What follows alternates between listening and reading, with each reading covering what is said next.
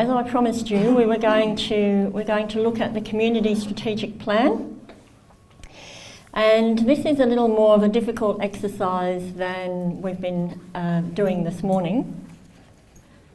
Excuse my nose.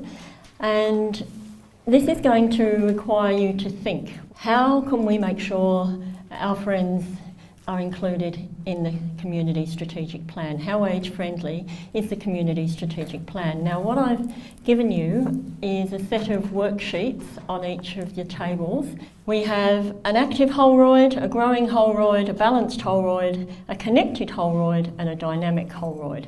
That's five key things, and guess what? You've got 5 tables. So you're going to get one of those each. Let's take the active Holroyd, for example. It says, I am included and involved in my city. I have services available to me when I need them. I am part of a safe and inviting city, and I have access to parks, places, facilities and services that build on my sense of well-being.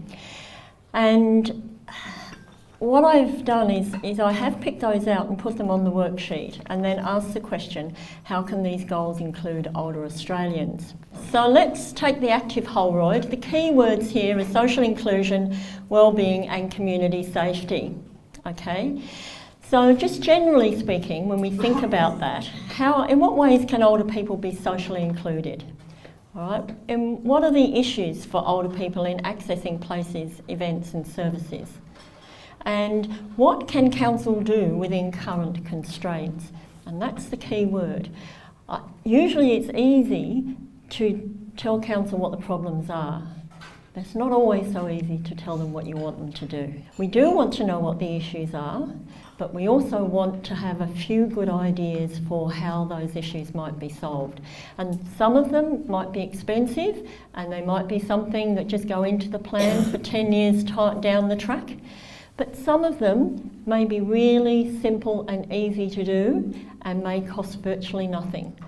And so there can be anything from, why didn't we think about that before, we can just do this, right through to, well, we'll have to put that in in the next 4-year plan. As individuals, you may like to make some notes on your individual sheet, but in the end, like the other worksheets, I will be collecting these up and they will be typed up, and these are going to be very important points to be giving to council. So we want to capture as much as possible. Are there other ways in which you can find out the needs of older people or what they aspire to in Holroyd? How can,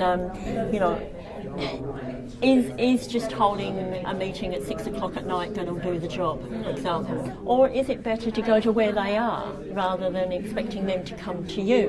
What we're looking for is discussion and ideas, and I don't really care whether you put it down in a table like that or whether you just stop points and scribble, as long as I can read it. Think about your day-to-day activities or the activities specifically of older people around in terms of planning, what kind of things need to be planned and developed for older people. What about the facilities that are already here? This is where we need other people who are not expert to think a little bit outside the box, so you don't get the regular run of things that they've always thought of before. We kind of talked about a lot of stuff that council and agencies can do, but we all had a bit of a unique thought there in terms of what the person, because it talks about I am included and involved, and we're looking at that perspective about the individual, not just so much council's responsibility or the other agencies' responsibility. How does council know what people need?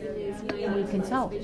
If you're, an older person, it may be that you have it once a year. You have the free service, so you choose when you want it. Yeah, how many transport for a lot of older people? If they've got a car and they still drive, that's clearly still their main preference.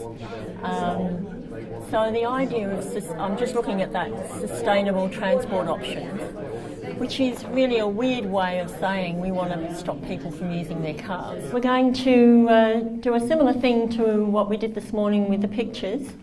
This time I'm asking you to choose a different person from your group to take your group's ideas to another table. Off you go.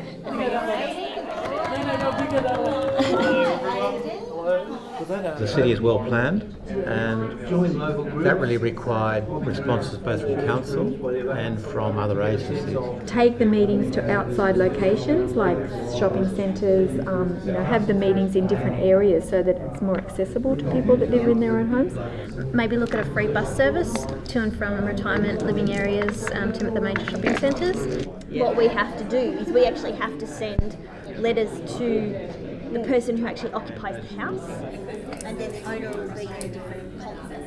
So we've actually got that information. Okay, so if you can gather up your paperwork, please, chosen people, and return to your group that you started with, and give them the feedback that you got on your goals.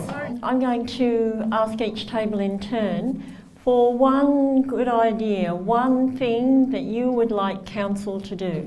We were looking around Balanced Holroyd and having an education program, like an on-the-road education program to actually show over 55s where things were, so they would actually have an understanding of, what bus route to take and what they need to do and where the facilities were, and actually by showing them, they would actually then be confident to actually do it on their own. Council should actually encourage developers not to build the multi-storey, but to do some more of those over 50s living villas, so that we can encourage older people to move into smaller dwellings at an early age rather than waiting till they're in their 80s and what have you, and when it's more traumatic to move. We did dynamic Holroyd, so looking at actively inviting the community participation in local decision making.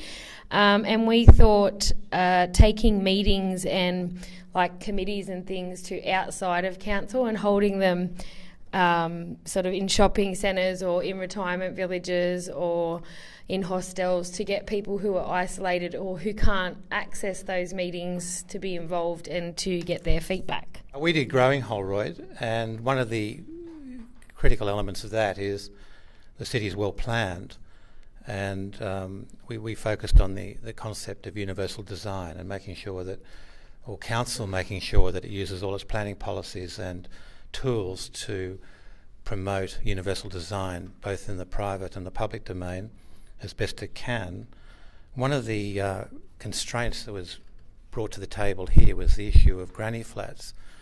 Clearly that's a key component of ensuring that a suitable type of housing, also in association with a certain type of family care, but there are apparently impediments in the way of that under our current planning system, which need to be addressed. We had Connected Holroyd, which is all about the transport system and options available to the community, and we talked about needing to educate the elderly on the different types of transport that's available to them, the different types of bus routes that they can go on, possibly having a system where they could have maps highlighted to show where the different bus routes go, where people can get on and off, possibly having a bus loop, a free bus loop, also possibly having a free bus service that will take them from their homes or their retirement homes to various landmarks like the club.